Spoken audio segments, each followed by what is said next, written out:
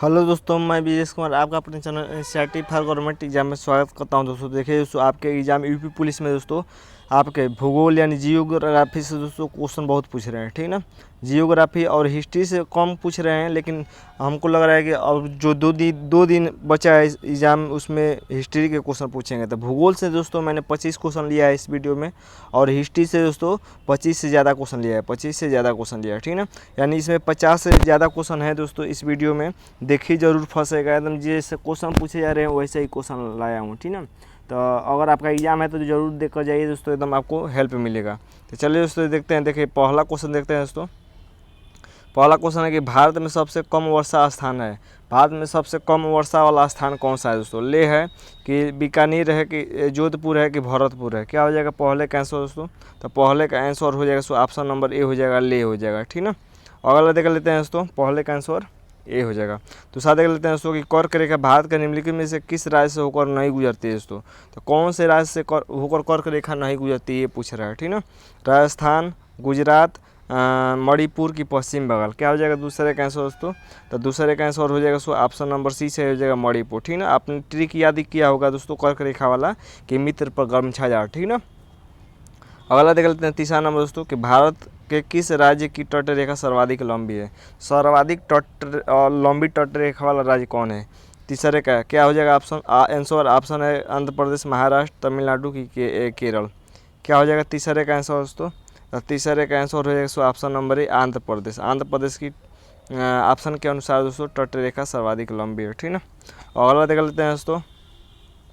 चौथा number question है कि निम्नलिखित में से कौन सा सुमेलित नहीं है दोस्तों?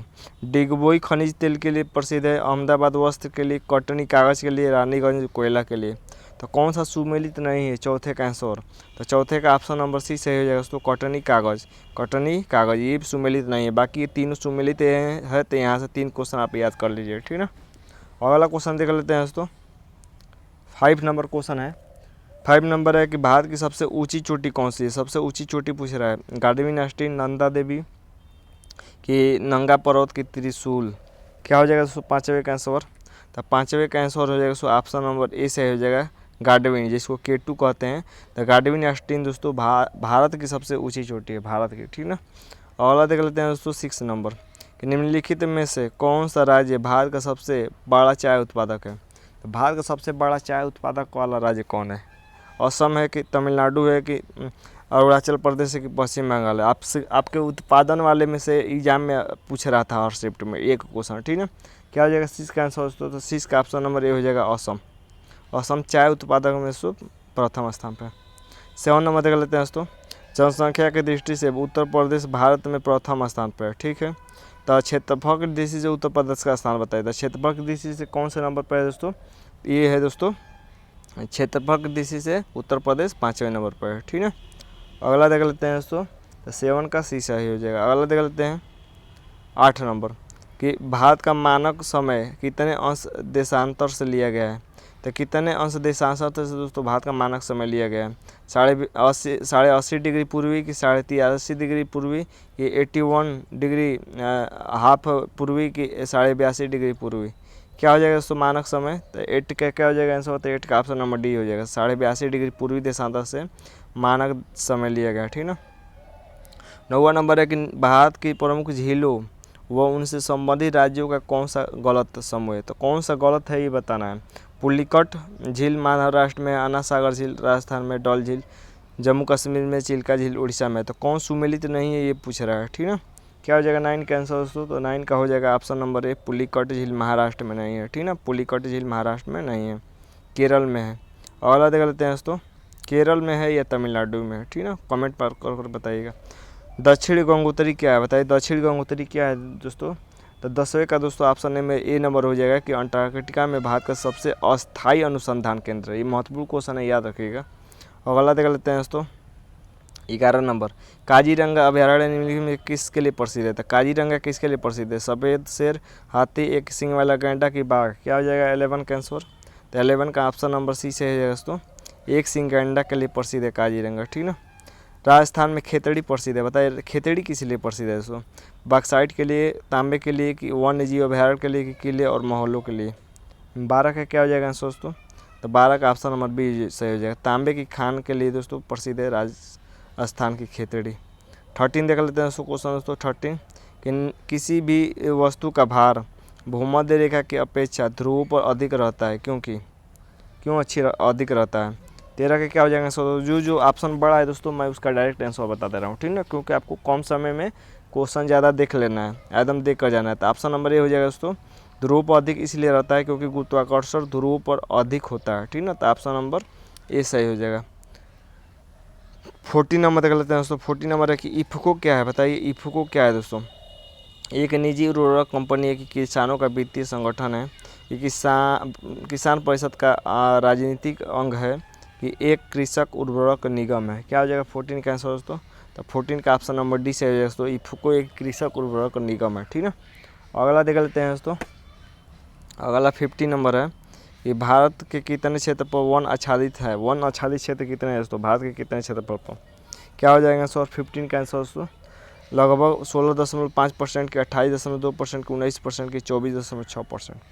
15 का आंसर क्या हो जाएगा। तो 15 का ऑप्शन नंबर सी से हो जाएगा दोस्तों, लगभग 19%। वन आच्छादित क्षेत्र कितने हैं, लगभग 19% है, ठीक ना। अगला देख लेते हैं दोस्तों 16 नंबर। 16 नंबर है दोस्तों कि बीड़ी बनाने के लिए भारत के किस राज्य में तेंदुपत्ता सर्वाधिक उगाया जाता है। तो तेंदुपत्ता किस राज्य में उगाया जाता है दोस्तों बीड़ी बनाने के लिए। मध्य प्रदेश, उत्तर प्रदेश, बिहार, आंध्र प्रदेश। क्या हो जाएगा 16 का आंसर दोस्तों। 16 का ऑप्शन नंबर ए सही हो जाएगा, मध्य प्रदेश में उगाया जाता है। 17 देख लेते हैं कि भारत की सबसे लंबी स्थल सीमा किस देश के साथ है, बताइए किस देश के साथ स्थल सीमा सबसे लंबी है। चीन है, नेपाल है, बांग्लादेश है कि पाकिस्तान है। 17 का क्या हो जाएगा आंसर दोस्तों। तो 17 का ऑप्शन नंबर सी से हो जाएगा दोस्तों, बांग्लादेश के साथ सबसे लंबी सीमा है। निम्नलिखित भारतीय राज्यों में से किस राज्य में जनसंख्या का घनत्व सर्वाधिक है। जनसंख्या का घनत्व सर्वाधिक किस राज्य में है। पश्चिम बंगाल है कि उत्तर प्रदेश है कि केरल है कि मध्य प्रदेश है। क्या हो जाएगा 18 का आंसर दोस्तों। तो 18 का दोस्तों ऑप्शन नंबर ए हो जाएगा दोस्तों, पश्चिम बंगाल। पश्चिम बंगाल में दोस्तों सर्वाधिक जनसंख्या घनत्व है, ठीक ना। किस राज्य में जनसंख्या घनत्व सर्वाधिक है, तो ये पश्चिम बंगाल हो जाएगा। अगला देख लेते हैं दोस्तों। अगला क्वेश्चन 19 नंबर क्वेश्चन देख लेते हैं। 19 नंबर की भारत में क्षेत्रफल की दृष्टि से सबसे बड़ा राज्य कौन सा है। सबसे बड़ा पूछा है क्षेत्रफल की दृष्टि से। मध्य प्रदेश, उत्तर प्रदेश, राजस्थान की महाराष्ट्र। क्या हो जाएगा आंसर दोस्तों 19 का। तो 19 का सी सही हो जाएगा दोस्तों, राजस्थान क्षेत्रफल की दृष्टि से सबसे बड़ा है, ठीक ना। भारत के किस राज्य में सर्वाधिक चीनी मिलें हैं। चीनी मिलें सर्वाधिक कहाँ है दोस्तों, उत्तर प्रदेश में कि राजस्थान में कि मध्य प्रदेश में कि उड़ीसा में। 20 का क्या हो जाएगा आंसर। तो 20 का ऑप्शन नंबर ए हो जाएगा, उत्तर प्रदेश में सर्वाधिक चीनी मिले हैं। 21 देख लीजिए दोस्तों। 21 एक निम्नलिखित में से कौन सी नदी हिमालय से निकलने वाली नदी नहीं है। तो कौन सी हिमालय से नदी नहीं निकलती है दोस्तों 21 का। तो देखिए दोस्तों नर्मदा नदी हिमालय से नहीं निकलती है, ठीक ना। अगला देख लेते हैं दोस्तों 22 नंबर कि सर्वाधिक जिप्सम भंडार रखने वाला भारत का राज्य कौन है। तो किस राज्य में दोस्तों सर्वाधिक जिप्सम भंडार रखा गया है। ऑप्शन है दोस्तों आंध्र प्रदेश, तमिलनाडु, राजस्थान की गुजरात। क्या हो जाएगा 22 का आंसर दोस्तों। तो 22 का ऑप्शन नंबर सी से है दोस्तों, राजस्थान में जिप्सम का भंडार सर्वाधिक है। 22 का सी से हो जाएगा। 23 देख लेते हैं कि जोग या जिरपा महात्मा गांधी प्रताप 250 मीटर जलप्रपात किस नदी पर है। तो जोग या जिरपा जलप्रपात किस नदी पर है दोस्तों, कावेरी नदी पर, सरस्वती पर कि गोदावरी पर कि कृष्णा पर। क्या हो जाएगा 23 का आंसर। 23 का ऑप्शन नंबर बी सही हो जाएगा, सरस्वती नदी पर, ठीक ना। 24 देख लेते हैं। वन अनुसंधान संस्थान कहाँ है दोस्तों, ये देहरादून में दोस्तों, याद रखिएगा महत्वपूर्ण है। 24 का बी सही हो जाएगा। अगला ले लेते हैं 25। अभ्रक उत्पादन में भारत का विश्व में प्रथम स्थान है। तो भारत में यह किस प्रदेश में सबसे अधिक उत्पादित होता है। तो अभ्रक सबसे ज़्यादा कहाँ उत्पादित होता है, भारत के किस राज्य में। 25 का बिहार की, पंजाब की, उड़ीसा की, उत्तर प्रदेश। क्या हो जाएगा 25 का आंसर। 25 का ऑप्शन नंबर ए सही हो जाएगा दोस्तों, बिहार हो जाएगा, ठीक है। अगला देख लेते हैं दोस्तों। अब देखिए यहाँ से है दोस्तों हिस्ट्री के क्वेश्चन है, तो हिस्ट्री के क्वेश्चन को देख लेते हैं। तो हिस्ट्री में आपके गांधी जी से भी क्वेश्चन पूछ रहा था दोस्तों। तो गांधी जी से मैंने 1-2 क्वेश्चन लिया है जो मेन है, ठीक ना।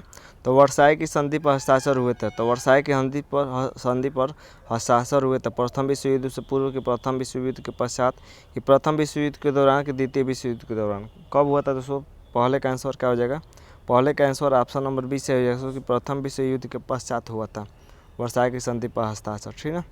दूसरा क्वेश्चन है दोस्तों कि फ्रांस की क्रांति किसके विचारों से प्रभावित है। फ्रांस की क्रांति किसके विचारों से प्रभावित है दोस्तों। वाल्टेयर की, मॉन्टेस्क्यू की, रूसो की, मैकियावेली। दूसरे का क्या हो जाएगा आंसर दोस्तों। तो दूसरे का ऑप्शन नंबर सी से हो जाएगा, रूसो से प्रभावित है, ठीक ना। 23 देख लेते हैं दोस्तों कि निम्नलिखित में से कौन यूरोप के पुनर्जागरण काल से संबंधित नहीं है। तो यूरोप के पुनर्जागरण काल से कौन संबंधित नहीं है दोस्तों। तीसरे का आंसर ऑप्शन है दोस्तों Leonardo da Vinci, Michael Angelo, Shakespeare की, कार्ल मार्क्स। क्या हो जाएगा तीसरे का आंसर। तीसरे का आंसर हो जाएगा सो ऑप्शन नंबर डी से हो जाएगा, कार्ल मार्क्स दोस्तों। ये यूरोप के पुनर्जागरण काल से संबंधित नहीं है। 24 नंबर देख लेते हैं दोस्तों। 4 नंबर है कि वियना कांग्रेस 1814 से 15 का मुख्य उद्देश्य क्या था। देखिए दोस्तों बड़ा ऑप्शन है, मुख्य उद्देश्य क्या था, तो मैं आंसर बता दे रहा हूँ। नेपोलियन के युद्धों व विजयों से अस्त व्यस्त यूरोप के पुनर्व्यवस्थित करना, ये इसका उद्देश्य था, ठीक ना। 5वां नंबर देख लेते हैं कि जर्मनी के एकीकरण यानी 1871 में किसने सर्वाधिक महत्वपूर्ण योगदान दिया था। तो किसने महत्वपूर्ण योगदान दिया था दोस्तों जर्मनी के एकीकरण में। 5वें का ऑप्शन है दोस्तों विलियम प्रथम, बिस्मार्क, मेजनी की, गैरीबाल्डी। क्या हो जाएगा 5वें का आंसर। तो 5वें का ऑप्शन नंबर बी से हो जाएगा दोस्तों, बिस्मार्क हो जाएगा, ठीक ना। कोलंबस ने अमेरिका की खोज की थी। तो कोलंबस ने अमेरिका की खोज कब की थी दोस्तों। तो ये की थी 1492 ईस्वी में, ठीक ना। अगला देख लेते हैं 7 नंबर कि इंग्लैंड की रक्त विहीन गौरवपूर्ण क्रांति है। देख रहे हैं ना, क्वेश्चन वही लिया हूँ दोस्तों जो कि आपके एग्जाम के लिए महत्वपूर्ण है। ऑप्शन है दोस्तों क्या हो जाएगा, इंग्लैंड में रक्तहीन या गौरवपूर्ण क्रांति कब हुई थी दोस्तों। तो 7 का दोस्तों ऑप्शन नंबर सी से हो जाएगा, 1688 में। 8 नंबर है दोस्तों कि अमेरिका में स्वतंत्रता घोषणा सन 1776 में हुई, इसका नेतृत्व कौन कर रहा था। तो अमेरिका में जो स्वतंत्रता की घोषणा हुआ था दोस्तों, तो इसका नेतृत्व कौन कर रहा था। क्या हो जाएगा 8 का आंसर दोस्तों। तो 8 का ऑप्शन नंबर सी से हो जाएगा, वाशिंगटन कर रहा था, ठीक ना। 9 नंबर देख लेते हैं कि फ्रांसीसी क्रांति हुई। तो फ्रांसीसी क्रांति कब हुई, देख लीजिए आप ऑप्शन, छोटा छोटा ऑप्शन है। क्या हो जाएगा फ्रांसीसी क्रांति कब हुई थी। तो ये होती 1789 में, ठीक ना। नेपोलियन फ्रांस का सम्राट कब बना था, ये भी बताइए। नेपोलियन फ्रांस का सम्राट कब बना था दोस्तों। तो ये बना था दोस्तों 1804 में। अगला देख लेते, नेपोलियन की हार हुई, किस युद्ध में नेपोलियन की हार हुई थी दोस्तों। तो ये हुई थी दोस्तों वाटरलू के युद्ध में। मोस्ट इंपॉर्टेंट है ये क्वेश्चन, याद रखिएगा। नेपोलियन की हार किस युद्ध में हुई थी। तो वाटरलू के युद्ध में हुई थी, ठीक ना। अगला देख लेते हैं दोस्तों 12 नंबर कि नेपोलियन की मृत्यु 1821 में हुई थी। 1821 में हुई दोस्तों, कहाँ हुई थी नेपोलियन की मृत्यु। 12 का क्या हो जाएगा आंसर दोस्तों। तो ये होती सेंट हेलेना में, ठीक है। 13 नंबर देख लेते हैं कि वियना कांग्रेस का अधिवेशन हुआ था, कब हुआ था वियना कांग्रेस का अधिवेशन। सभी महत्वपूर्ण क्वेश्चन है दोस्तों। तो वियना कांग्रेस का अधिवेशन दोस्तों ये हुआ था 1815 में। यूरोप में लौह और रक्त की नीति अपनाई था। यूरोप में लौह और रक्त की नीति किसने अपनाई थी, मोस्ट इंपॉर्टेंट है। क्या हो जाएगा। तो ये अपनाई थी दोस्तों बिस्मार्क ने, ठीक है। बिस्मार्क ने अपनाई थी ये नीति। प्रथम विश्व युद्ध का आरंभ हुआ, प्रथम विश्व का आरंभ कब हुआ, महत्वपूर्ण है, डेट सहित बताइए। क्या हो जाएगा आंसर दोस्तों 15 का। तो 15 का ऑप्शन नंबर ए हो जाएगा दोस्तों, 4 अगस्त 1914 ईस्वी को दोस्तों प्रथम विश्व युद्ध का आरंभ हुआ था, ठीक है। अमेरिका में दास प्रथा के उन्मूलन की शुरुआत किसने करने वाला था, कौन किसने किया था दोस्तों। अमेरिका में दास प्रथा के उन्मूलन की शुरुआत 16 का क्या हो जाएगा आंसर। तो 16 का दोस्तों सी सही हो जाएगा, अब्राहम लिंकन ने किया था। मोस्ट इंपोर्टेंट सभी क्वेश्चन है। लिबरर, यहाँ से और क्वेश्चन महत्वपूर्ण आ रहा है कि लिबरेटर ऑफ इंडियन प्रेस यानी भारतीय प्रेस को आज़ाद करने वाला किसे कहा जाता है। तो किसे कहा जाता है दोस्तों भारतीय प्रेस को आज़ाद करने वाला। 21 का क्या हो जाएगा आंसर दोस्तों। तो 21 का ऑप्शन नंबर ए हो जाएगा, चार्ल्स मेटकाफ को कहा जाता है। 22 है दोस्तों कि दक्षिण अफ्रीका से भारत वापस आने के बाद गांधी जी ने अपना प्रथम सफल सत्याग्रह आंदोलन किस स्थान पर किया था।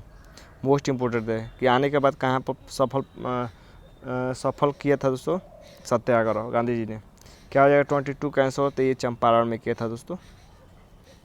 निम्नलिखित में से कौन सही नहीं है दोस्तों, ये बताना है कौन सही नहीं है। आप आराम से वीडियो रोककर ऑप्शन देख लीजिए कौन सही नहीं है। 23 का क्या हो जाएगा आंसर। तो ऑप्शन नंबर बी हो जाएगा, मॉन्टेक्यू चेम्सफोर्ड अधिनियम 1909, ये सही नहीं है, ठीक ना। अगला देख लेते हैं दोस्तों 24 नंबर की भारतीय राष्ट्रीय कांग्रेस ने पूर्ण स्वराज का प्रस्ताव कब पारित किया था। तो पूर्ण स्वराज का प्रस्ताव कब पारित किया था दोस्तों। 24 का आंसर तो ये किया था 31 दिसंबर 1929 को कांग्रेस के लाहौर अधिवेशन में। मोस्ट इंपॉर्टेंट है दोस्तों, पूर्ण स्वराज की मांग कब की गई थी, प्रस्ताव कब पारित किया गया था, याद रखिएगा, महत्वपूर्ण है। अगला देख लेते हैं दोस्तों 25 नंबर की क्रांतिकारी विचारधारा का प्रतिपादन।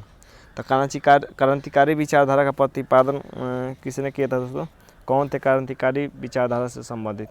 तो 25 का दोस्तों ऑप्शन नंबर डी सही हो जाएगा, बाल, जिनको लाल बाल पाल कहा जाता है दोस्तों, ये थे, ठीक ना, लाल बाल पाल, बाल गंगाधर तिलक, लाला लाजपत राय, बिपिन चंद्र पाल। इसको कालक्रम के अनुसार दोस्तों मिलाना है कि कौन सबसे पहले हुआ था। 26 का आंसर दोस्तों, तो देखिए दोस्तों 26 का दोस्तों सबसे पहले दोस्तों ये हुआ था जलियांवाला बाग हत्याकांड 13 अप्रैल 1919 को। उसके बाद खिलाफत आंदोलन हुआ 1919 में। उसके बाद दोस्तों नेहरू रिपोर्ट आया था, उसके बाद पूना पैक्ट हुआ था, ठीक ना। तो ऑप्शन नंबर सी सही हो जाएगा दोस्तों, ऑप्शन नंबर सी सही हो जाएगा दोस्तों 26 का। 27 देख लेते हैं दोस्तों। 27 है कि सुभाष चंद्र बोस ने 1943 में आज़ाद हिंद फौज की स्थापना किस देश में की थी, मोस्ट इंपोर्टेंट है, कहाँ पर की थी दोस्तों सुभाष चंद्र बोस ने आज़ाद हिंद फौज की स्थापना। 27 का सी से दोस्तों सिंगापुर में की थी, ठीक है। महात्मा गांधी द्वारा असहयोग आंदोलन को बीच में ही स्थगित कर देने के प्रमुख कारण क्या था दोस्तों, ये जानते हैं दोस्तों कि कौन हो गया, क्या हो गया था, किस कारण इसको वापस लेना पड़ा दोस्तों। 28 का दोस्तों सी सही जगह दोस्तों कि आंदोलन के दौरान चौरी चौरा नामक स्थान पर हिंसा हो गया, यानी चौरी चौरा कांड हो गया था, ठीक ना, इसीलिए वापस लेना पड़ा।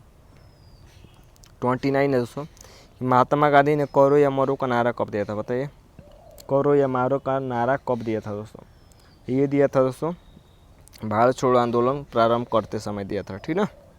अगला देख लेते हैं दोस्तों, एक मिनट दोस्तों,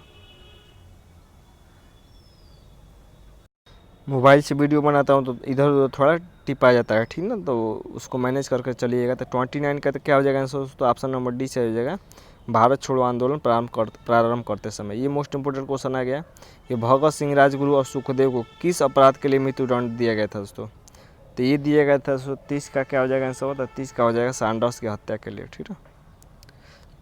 आनंद मठ नामक उपन्यास व वंदे मातरम नामक गीत की रचना किसने की थी, जो कि स्वतंत्रता सेनानियों को प्रेरणा का महान स्रोत था।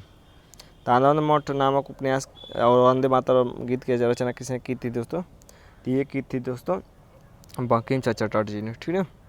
अगला देख लेते हैं दोस्तों, निम्नलिखित में से कौन से दो समाचार पत्र बाल गंगाधर तिलक से संबंधित है दोस्तों। तो बाल गंगाधर तिलक ने दोस्तों कौन से दो समाचार पत्र शुरू किया था। 32 का क्या हो जाएगा आंसर दोस्तों, तो ये था मराठा और केसरी, ठीक है। अगला देख लेते हैं दोस्तों कि स्वदेशी और बहिष्कार आंदोलन का प्रमुख नेता कौन था, बताइए, प्रमुख नेता कौन था दोस्तों, तो ये था दोस्तों बाल गंगाधर तिलक था। 34 देख लेते हैं दोस्तों कि भारतीय राष्ट्रीय कांग्रेस की प्रथम महिला अध्यक्ष कौन थी। तो प्रथम महिला अध्यक्ष पूछ रहा है, क्या हो जाएगा आंसर दोस्तों, 34 का आंसर होगा 34 का हो जाएगा दोस्तों एनी बेसेंट। लेकिन अगर ये पूछता है दोस्तों कि प्रथम भारतीय कौन था, तो प्रथम भारतीय सरोजिनी नायडू थी, ठीक ना। ये बने थे 1917 में दोस्तों, और ये बने थे 1925 में, ठीक ना, याद रखिएगा, महत्वपूर्ण है। तो उम्मीद करते हैं दोस्तों कि ये क्वेश्चन आपको अच्छे लगेंगे, जरूर आपके एग्जाम में फंसेंगे दोस्तों, एकदम 100%। मेरा प्रयास रहा है। तो आज के लिए बस इतना है दोस्तों, वीडियो सही अच्छा लगा हो तो चैनल को सब्सक्राइब कर लीजिएगा।